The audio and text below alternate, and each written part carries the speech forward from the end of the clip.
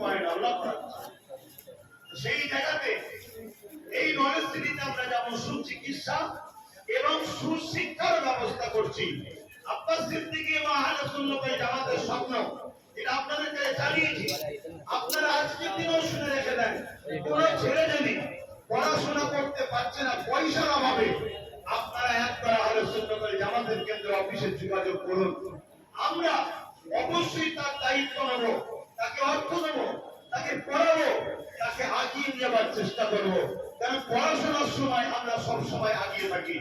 নিশ্চয়ই আপনারা ইতিপূর্বে দেখেছেন আমরা অনেককে মাইন্ড স্কলারশিপ এখনো দিচ্ছি, অনেককে পড়াশোনা সহযোগিতা করেছি, আজও করছি। আলহামদুলিল্লাহ আহলে সুন্নাত ওয়াল জামাত যতদিন আমার মালিক চাইবে, আমি তো চাই কিয়ামত পর্যন্ত এই সংগঠন থাকে। আমার বাচ্চা যেমন এই সংগঠন ধরবে, আপনার বাচ্চারাও এই সংগঠন ধরবে, এই আশাকে আপনাদের কাছে রাখতে পারি। আমরা কোনো কাজ যদি করতে না পারি, আমরা একটা কাজ মৃত্যু পর্যন্ত আমার বাচ্চারা তার বাচ্চারা করবে, সেটা হলো আমরা পড়াশোনার জন্য কখনো কাউকে ফেলে দেবো না। পড়াশোনায় সবসময় আমরা সহযোগিতা করবো, এটা অঙ্গীকার করতে আমরা হাত তুলে বলুন অঙ্গীকার করবো। আমরা কর্মীরা অঙ্গীকার করতে হচ্ছি যে আমরা পড়াশোনায় কখনো গাফিলতি করবো না। আমরা পড়াশোনার লোকের কাছে আগে হেল্প করবো। হাতটা লম্বা করে বলুন রাজি আছেন তো? এই অঙ্গীকারটা মাথায় রাখবেন। হাত নামান। আমরা কি চাই? আমরা চাই একজন হাফিজে কোরআন। আজকে এখানে 9 জন হাফিজে কোরআন এখানে হাজির হয়েছে, যারা আমার ছোট হুজুর পীর রাহমাতুল্লাহ আলাইহির হাতে গড়া মাদ্রাসা থেকে তারা আজকে পাগড়ি পাবে, দরবার শরীফে রাত্রে পাগড়ি দেওয়া হবে। কিন্তু আমার কাছে যখন খবর এসছে, আমিও চাই আহলে সুন্নাত ওয়াল জামাতের পক্ষ থেকে তিনাদেরকে কিছু একটা গিফট তওবা দেবো। আমি কি দেবো? আর্থিক সামান্য সাহায্য করবো। কেন? যাতে আমার ভাইরা হাফিজ হয়ে যাওয়ার পরে কোন জায়গায় পড়াশোনার চিন্তা ভাবনা হলে প্রথমেই যেন শুরু করতে পারে। পিছনে কি কাজ আছে আমি জানি না, একটু যেন শুরু করার রাস্তাটা তাড়াতাড়ি পেয়ে যায়। এরপর আমরা অন্যান্য শিক্ষা প্রতিষ্ঠান যেখান থেকে হাফিজ হচ্ছে বা অন্য কেউ করছে, সেখানে আমরা চেষ্টা দিয়েছি যাতে করে তারা পড়াশোনা করতে পারে।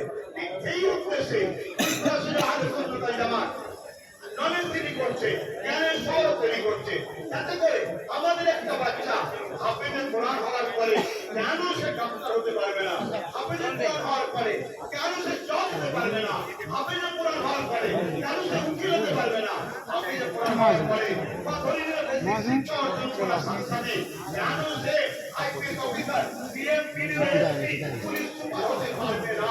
কে বলতে পারবে না? ইসলাম বলেছে তো। ইসলাম যখন বারণ করেনি, দেশ বলেছে আগাও, দেশ যখন বারণ করেনি, আমরা কেন পিছিয়ে আছি? এটাই আহলে সুন্নাত ওয়াল জামাতের লক্ষ্য। আমি মনে করি এটাই সব থেকে বড় মানব প্রেম। কাউকে লুঙ্গি দেওয়া, শাড়ি দেওয়া, চাল দেওয়া, আলু দেওয়া, পেঁয়াজ দেওয়া বা সামান তরকারি বা আরো কিছু ভিক্ষা 200-500 কথা বুঝে আসছে বা চাল আলু ডাল, এর থেকে মনে হয় কাউকে যদি শিক্ষার জন্য উৎসাহিত করে তাকে যদি আগিয়ে দেওয়া যায়, তাহলে এর থেকে বড় মানব প্রেম আর কিছু হতে পারে বলে আমার মনে হচ্ছে। তাই আমার এটা পছন্দ হয়েছে। তাই ওখানে আমি খুব দ্রুত আলহামদুলিল্লাহ আপনারা যদি যেভাবে সাথ দিচ্ছেন বা দোয়া করছেন, আপনাদের এই দোয়াটা যদি থাকে ইনশাআল্লাহ ওখানে আস্তে আস্তে সব কিছু করে তুলবো। যদি আজ আমার মালিক আমাকে পড়িয়ে রাখতো, তাহলে অবশ্যই এই ভাইগুলোকে ওখানে আমি ট্রেনিং দিয়ে আসতাম যে আসুন এখানে বলুন। শুধু আমার ভাইয়েরা হাফেজ নয়, আমার বোনেদেরও শিক্ষার দরকার আছে। কেন তারা লেডি ডাক্তার হতে পারবে না? কেন পারবে না? লেডি ডাক্তার আমাদের দরকার আছে। শুধু আমার ধর্মের নয়, শিক্ষার ক্ষেত্রে অন্য ধর্মের মানুষকেও সচেতন করতে হবে, তাদেরকেও শিক্ষার জন্য সুযোগ সুবিধা দিতে হবে, তাদেরকেও আগে আনতে হবে। কারণ শিক্ষা যদি আমার ছেলেটা শুধু পায়, তাহলে আমার ভাইয়ের ছেলেটা যদি না পায়, আমার পাড়ার ছেলে যদি শিক্ষা না পায়, তাহলে আমার ছেলে যখন শিক্ষার মাসের মাইনে বা মেহনতের মাইনে নিয়ে আসবে, সে অশিক্ষিত হলে সে ভালো মন্দ বুঝবে না, তখন আমার ছেলেকে বোম বন্দুক ধরবে, তাকে লুট করবে।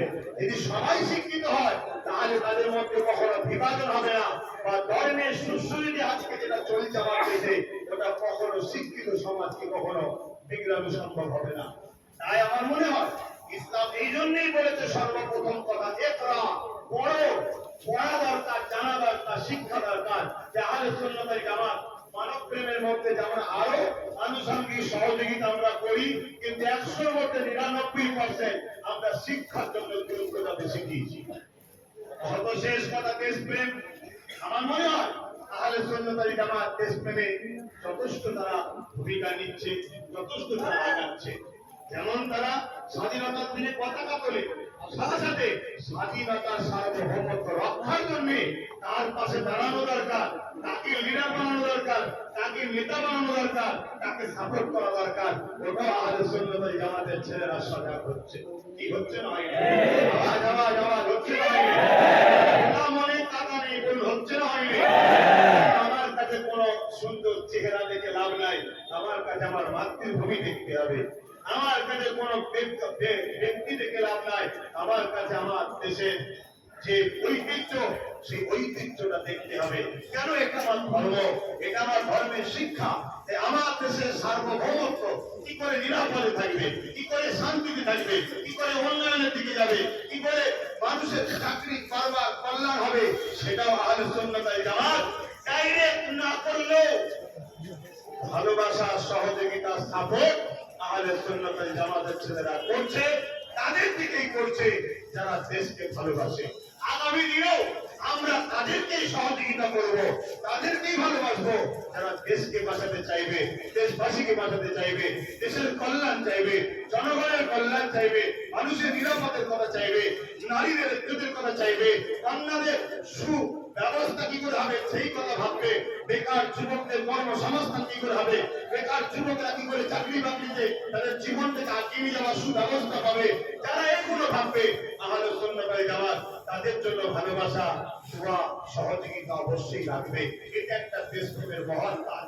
যেমন আমরা প্রজাতন্ত্র দিবস করি, তেমন আমরা দেশপ্রেম দিবস করি, ঠিক তেমনই আমরা বিভিন্ন দেশবাসীকে যৎসামান্য আমরা আর্থিক সহযোগিতা, তাদের হেলথ, পড়াশোনা, একেবারে তাদের চিকিৎসার জন্য, তাদের কর্মজীবনের জন্য যতটা পারি আমরা করি। আরো ইত্যাদি ইত্যাদি আহলে সুন্নাত ওয়াল জামাতের কাজ আছে। আপনারা আজকের এই মূল্যবান সময় প্রতি বছরে 21শে আশ্বিন আসেন আলা হযরত আশিক রাসূল ছোট হুজুর পীর রহমাতুল্লাহ আলাইহির ওফাত দিবস। সেই স্মৃতিতেই ফুরফুরা শরীফ আহলে সুন্নাত ওয়াল জামাত 21শে আশ্বিন 2019 সালে প্রতিষ্ঠিত হয়েছিল। সেই সংগঠন আজও চলছে। যারা আমাকে ভালোবাসে, অনেকে থানার নেতৃত্ব চটে বসে আছে, অনেকে জেলার নেতৃত্বে চটে বসে আছে, অনেকে মহকুমার নেতৃত্বে চটে বসে আছে। এই জন্যই বসিয়েছি, ইচ্ছা করি আমি বসিয়েছি, কাউকে ভিআইপি সুযোগ দিইনি। কেন? কামিয়াবি হবে। নিজের মধ্যে যদি চাঁদা পরিমাণ অহংকার হয়ে যায়, আমি একটা জেলার দায়িত্বে আছি, আমি একটা থানার দায়িত্বে আছি, আমি একটা পঞ্চায়েতের কি বলে সম্পাদক, প্রেসিডেন্ট, আমার জন্য ভাইজান একটু কিছু ভিআইপি করলো না,